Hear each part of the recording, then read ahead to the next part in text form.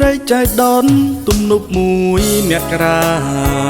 ស្អាតណាស់ជីវ៉ា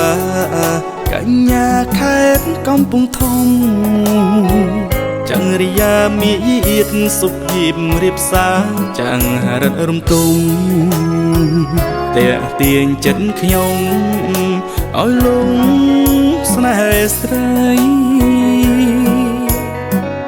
តាំងចិត្តក្លាហានតាមសួរឈ្មោះពើស្ដីប្រាប់ឆោមឆ្លើយថាបងចង់រាប់អានថ្លៃបែកញើពេញខ្លួនញាក់ញ័របេះដូងអារម្មណ៍ភ័យចិត្តរីករាយក្រៃទើបយល់ស្នេហា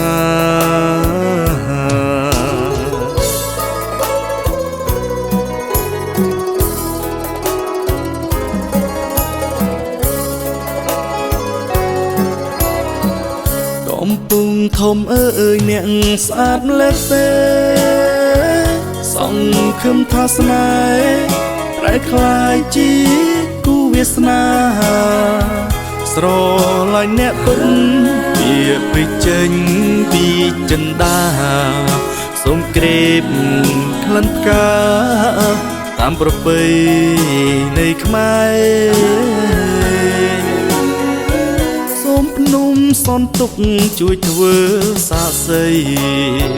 ស្ទឹងជានិតប្រណីជួយប្រងព្រមក្តីស្នេហ៍ស្ទឹងតាំងក្រសាំងសូមលោកមេត្តា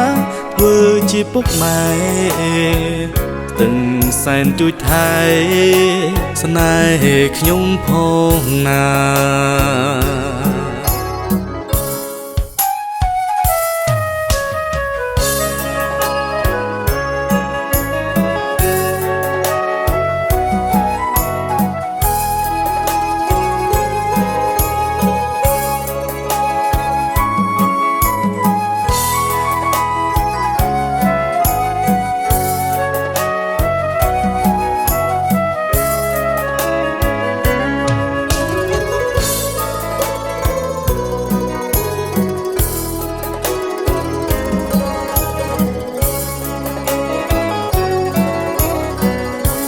កំពុងធំអើយអ្នកស្អាតម្ល៉េះទេ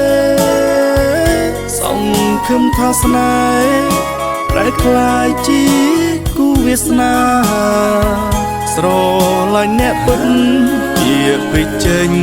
ពីចិន្តាសូមក្រេបក្លិនផ្កាតាមប្រពៃណីខ្មែរសូមភ្នំសន្ទុកជួយធ្វើសាស័យស្ទឹងជានិតប្រណីជួយប្រងព្រមក្តីស្នេហ៍ស្ទឹង